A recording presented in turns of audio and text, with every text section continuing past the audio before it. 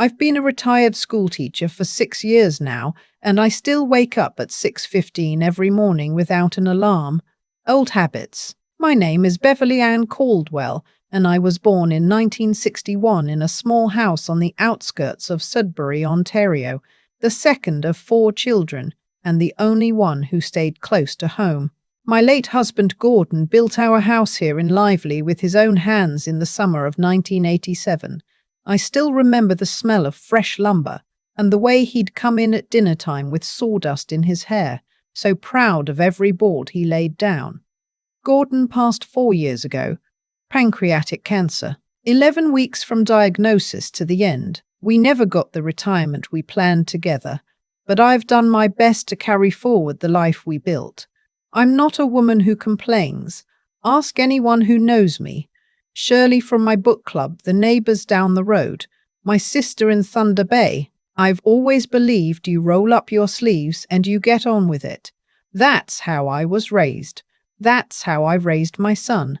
His name is Aaron. He turned 38 this past March, and if you told me 10 years ago that I'd be sitting at my kitchen table one evening with a printed bank statement in front of me, highlighting transfers in yellow with a sick feeling in my stomach, I would have laughed at you. I would have said, not my boy, not the boy I stayed up with through his asthma attacks, who I drove to hockey practice at 5 in the morning, who cried at Gordon's funeral like his whole world had come undone. But here I was. Aaron works as a civil engineer for a firm in Ottawa. Has been there 11 years. He earns good money. I don't know the exact figure, but I know it's well over 6 figures because he told me once offhandedly, the way people do when they want you to know things are fine. He's married to a woman named Sabrina. They have a house in Barhaven. Both cars are newer than anything I've ever driven, and Sabrina doesn't work, which is her choice, and I have nothing to say about that. They don't have children yet. They travel.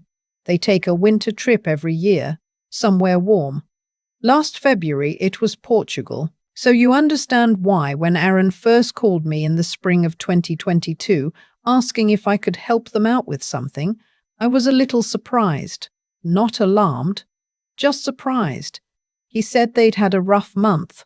Said one of the cars needed unexpected repairs and an insurance payment had come in higher than expected, and could I lend him $800 just to bridge the gap until his next pay cycle? He'd pay me back within the month. I sent it that afternoon through Interac. I didn't even think twice.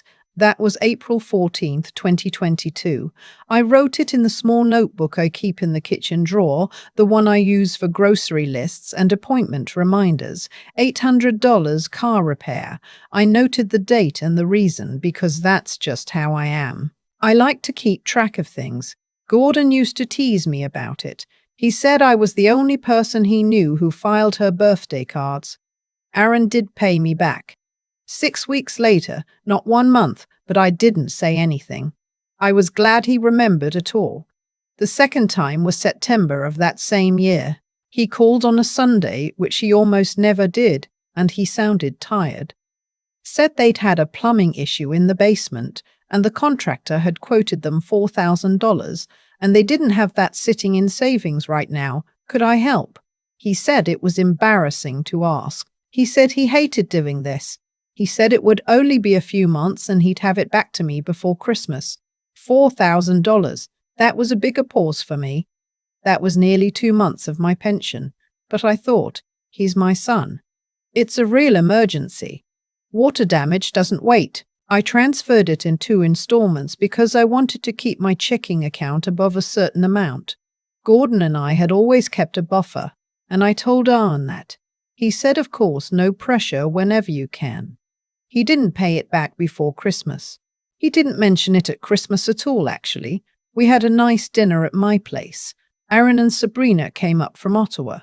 We had turkey and the good wine Gordon's brother brought back from BC, and it was a perfectly fine evening. But the money was not mentioned, and I didn't bring it up because I didn't want to spoil things. I wrote it down when they left. $4,000 plumbing. Outstanding. By the fall of 2023, I had lent Aaron a total of $9,600. I know that number exactly because I counted. The amounts came in batches, 1,000 here, 1,500 there, 800 again, twice. The reasons were various. Sabrina needed a dental procedure that wasn't covered. They'd had to replace a furnace. I will note that I found this one hard to believe given the age of their house, but I didn't say so. There was a shortfall 1 month when a client payment had been delayed, and Aaron's commission check hadn't come through yet. Each time I asked when he expected to pay it back, he gave me a date. Each time that date passed, we talked about other things. I want to be honest about something. I knew by that point that I was enabling something. I'm 63 years old, not naive. I'd watched enough of my colleagues at the school deal with situations like this with their own children. The slow erosion that happens when you keep saying yes because you love someone and because saying no feels like a door slamming in their face. I knew the word for what I was doing. I just told myself it was different when it was your own child. I told myself Aaron would get back on his feet. I told myself Sabrina's side of the family had money and eventually they'd help. I told myself a lot of things. What I didn't tell myself, because I couldn't let myself go there, was that I had begun to feel like an ATM that only gets refilled by the pension deposits on the 1st of every month. The 3rd of October, 2023, is when things shifted. Aaron called me on a Wednesday afternoon, and I could hear right away from his voice that he was about to ask me for something. There's a particular way he speaks when he's building up to it, a little too breezy at first, asking how I am, how the garden looks, whether my knee has been giving me trouble, the small talk that isn't really small talk. He told me that Sabrina's parents were coming to visit from Vancouver.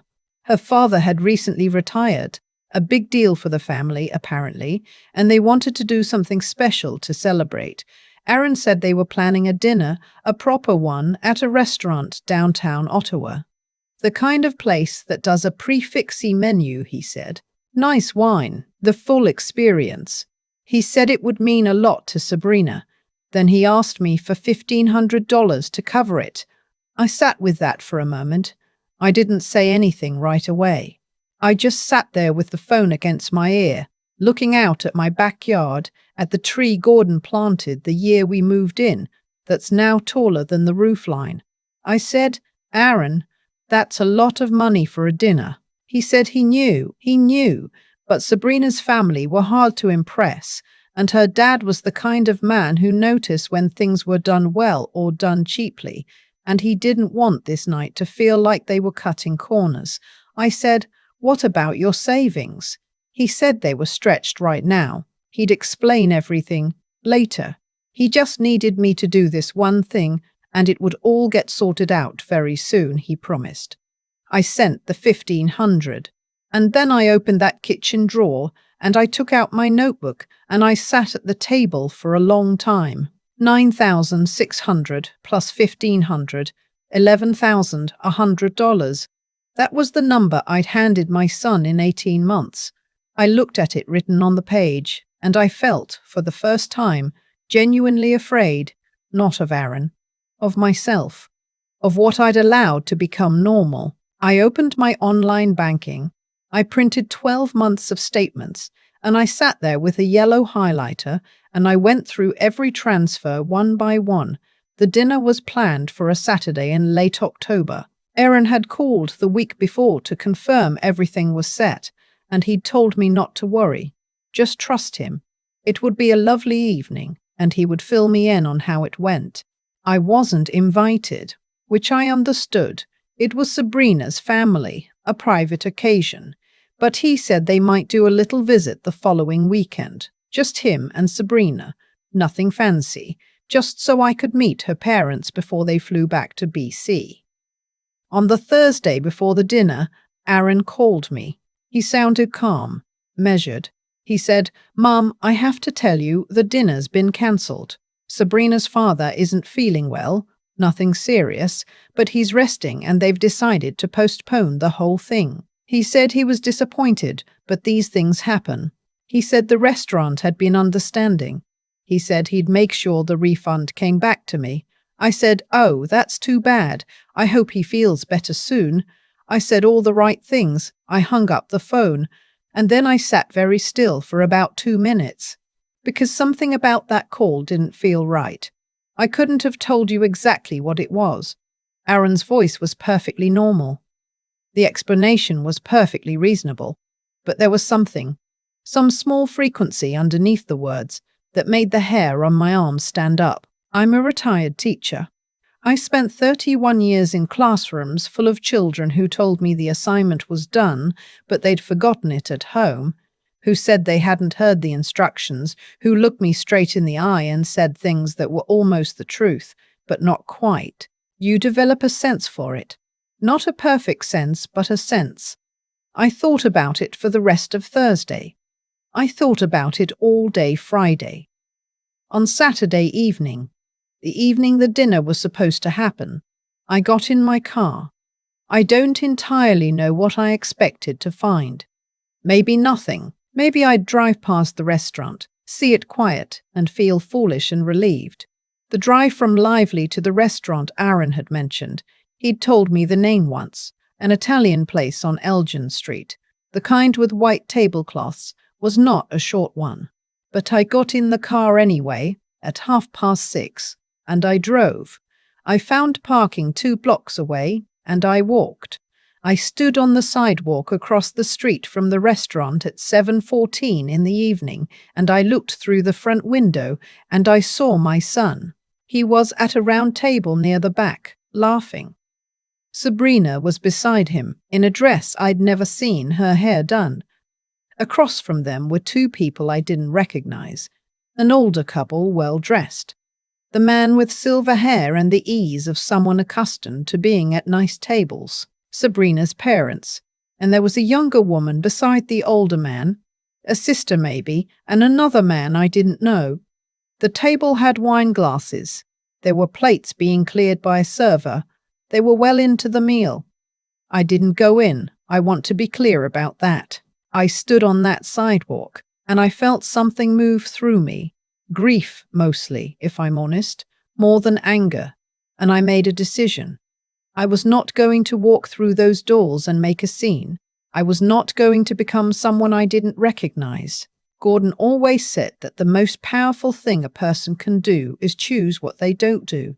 And I have thought about that my whole life. I took out my phone. I called my bank. I was on hold for 4 minutes, and then I spoke to a very patient woman named Sandra, who helped me cancel the standing pre-authorized payment I had set up 6 months earlier when Aaron had asked if I could make the transfers automatic to make things easier. I also placed a block on any future Interact transfers to his contact. I did this quietly, standing on a sidewalk in Ottawa with my son's laughter audible through the glass across the street. Then I walked back to my car. I didn't call Aaron that night. I didn't call him Sunday. I let him call him. He called Monday evening, sounding light, still playing the same note. He said, "Mom, just wanted to check in. Hope you had a good weekend." And I said, "I did, actually. I drove into Ottawa Saturday evening. Got some air." Pause. He said, "Oh yeah? You were in Ottawa?" I said, "Yes." I walked down Elgin Street. It was a nice evening for it. Another pause. Longer this time. He said, "Mom." I said, "Yes." He said, "I can explain." I said, "I know you can. I'd actually like you to try." What followed was 22 minutes on the phone, during which my son told me more truth than he had in 2 years. Some of it I had already suspected. Some of it I had not let myself suspect. Sabrina's father, the one who notices when things are done cheaply, had made comments at their home in Barhaven about the neighborhood, about the kitchen, about things that I suppose felt like judgments. Aaron had wanted this dinner to go perfectly. He'd wanted to show her family something impressive. He'd wanted, I think, to be seen a certain way, and he'd been spending money to construct that image for a long time.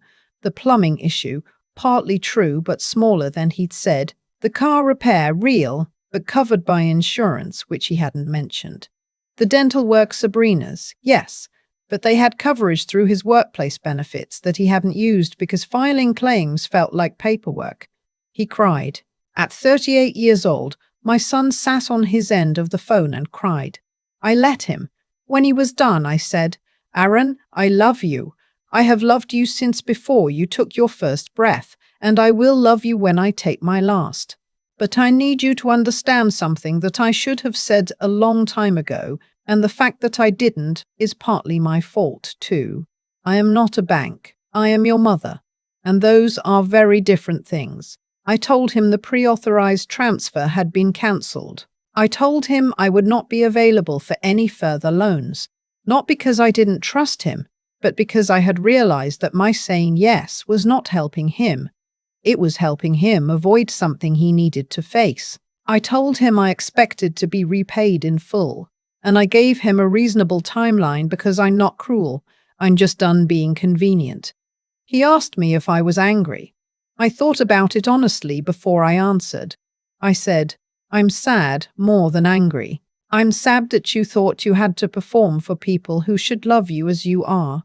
I'm sad that you didn't feel you could tell me the truth. And I'm sad for myself because I think somewhere I knew things weren't adding up, and I kept sending the money because it was easier than having this conversation. There was a long silence after that. He said, I'm sorry, Mom. I mean that. I know that doesn't fix it. I said, no, it doesn't. But it's a start. I've had time to sit with all of this. 6 months now. Aaron and I still talk.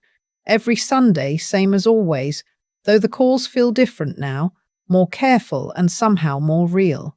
He set up a repayment schedule, $400 a month, which is what he said he could manage honestly, and I chose to believe him. He's made the first 3 payments on time. Each one comes through on the first of the month, and each time I open my banking app and see it, I feel something I didn't expect. Not satisfaction exactly, but relief. Relief that we're in the truth now, even if the truth is uncomfortable. Sabrina's parents went back to Vancouver. I don't know what they thought of the dinner. I don't know if Aaron told Sabrina what happened with me. I assume he did eventually because Aaron is not the kind of person who can carry a secret long. He gets too tired. I hope she understands. I have nothing against Sabrina. She is not the problem here, and she never was. The problem was that I raised a child who learned to ask me for help, which is not a bad thing in itself. The problem was that I said yes too many times without asking why, and he learned that too. We taught each other something that took us both a long time to unlearn. My notebook is still in the kitchen drawer. I haven't highlighted anything in it for a while. These days I use it mostly for the garden, what I planted where, what came up well, what I'll do differently in the spring. Gordon would have liked that. He always said a garden is just organized hope. I think he was right about that. I think he was right about most things. And I think if he was sitting across from me right now at this table, he would put his hand over mine and he would say, Bev, you did the hard thing. That counts. It does. It took me longer than it should have, but it counts. I keep thinking about that sidewalk on Elgin Street. The cold air, the restaurant lights spilling out onto the pavement. My son laughing at a table I had paid for without knowing I had paid for it. I've turned that moment over in my mind more times than I can count. Not with bitterness, because bitterness is a thing that eats the person holding it, not the person it's aimed at, but with a kind of quiet reckoning. How did we get here? And more importantly, how do we not get here again? I think it starts with honesty, and I mean the uncomfortable kind. Not the honesty of saying nice things truthfully, but the honesty of saying hard things clearly. Aaron is not a bad person. I want to be very plain about that. He is a man who learned gradually, and partly because I allowed it, that the path of least resistance ran straight through his mother. Every time I transferred money without asking real questions, I was telling him without words that this was acceptable, that I was a resource, not a person with limits. We teach people how to treat us, even when we don't mean to. I taught Aaron that I would always say yes, and he believed me, because I always did. What I've come to understand is that real care, the kind that actually serves someone, requires you to think clearly, not just feel warmly. Loving Aaron was never the problem. I could have loved him just as much and still said, "No, I won't send that money. Tell me what's really going on." The two things are not in conflict, but it took me $11,000 and a drive to Ottawa at dusk to understand that. Clarity is not coldness. Seeing a situation plainly, without letting your heart cloud your judgment, is one of the most genuinely loving things you can do for someone. And then there's the question of what it takes to actually change course once you've seen the truth. Standing on that sidewalk, I had a choice. I could have walked away, told myself I'd imagined things, waited for Aaron to bring it up on his own terms. Part of me wanted to do exactly that, but there's a kind of quiet strength that asks more of you than any argument ever would. The strength to act without drama, to make the phone call, to hold the line not out of anger but out of self-respect. Gordon used to say that a person's character shows most clearly in what they do when no one is watching. I was alone on that sidewalk. No one was watching, and I chose to do the hard thing. I don't tell this story because I came out of it perfectly. I made mistakes along the way, real ones, and mine to own. But I think the only honest response to our own mistakes is to look at them directly, learn what they have to teach, and then actually change. Not just feel bad, change. Aaron made his payment again this month. First of the month, same as always. $400 on time. I saw it come through and I sat with my tea and I thought, this is what repair looks like. Slow, undramatic, real. That's enough for me.